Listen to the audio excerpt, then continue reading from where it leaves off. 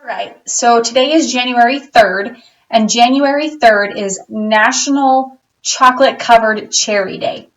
So we'll talk a little bit about that history, talk about the most famous or popular ones, and then I will let you guys in on what my favorite chocolate covered cherry is.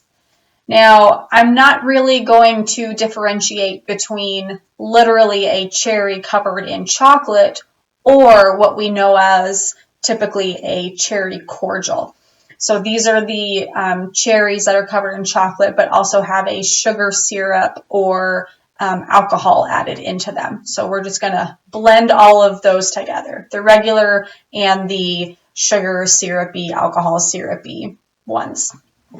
So back in France in the 1700s, a confection called griot appeared in the eastern France because cherries were local and they had a really long stem, and so they just decided to enrobe them in chocolate and had some local cherry brandy or kirsch with it.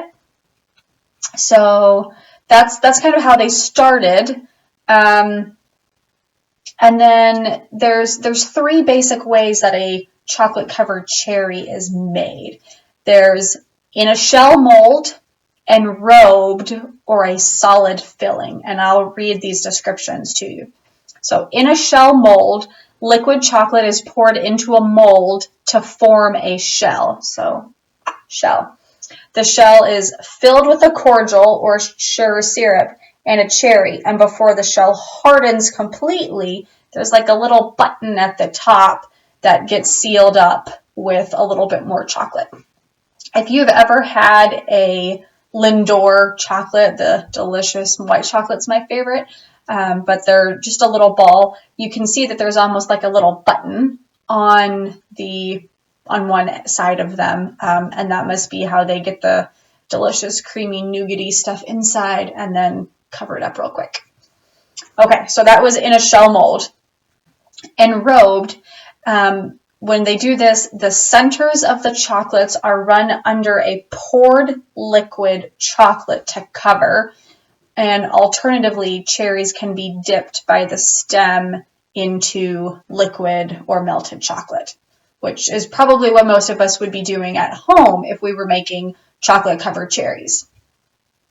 And then the third type is a solid filling. This method uses a center of solid sugar and cherry. An enzyme called invertase is added. It converts the sugar to a liquid.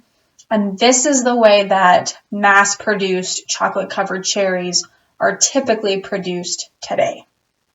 So that's kind of the history and how they're made, and who knew that there were really different ways of making them. So some of the most popular types of chocolate-covered cherries include Sellas, Brax, Queen Anne's, and Marich Confectionery. I know I've heard of Brax, and I know I've heard of Queen Anne's. I don't know if I've heard of the other ones, but that's okay. Who cares? I don't really eat that many chocolate-covered cherries anyway, so that doesn't matter.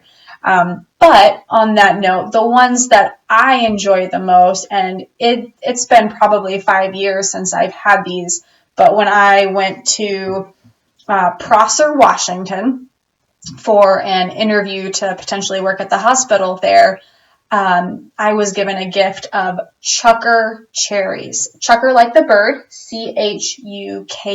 Chukar. These chocolate covered cherries are probably the best I've ever had in my life, and that's really all I can say. I've had them really just that one time. I bought, I think, a few bags, and I got to go into the little store right there in Prosser where I think they make them there as well. And it was like, buy 3, get 1 free or something. So I got a whole bunch and brought them back as souvenirs, and they were delicious. I should probably order some of those at some point. But, yep, so there you go. Chocolate covered cherry day.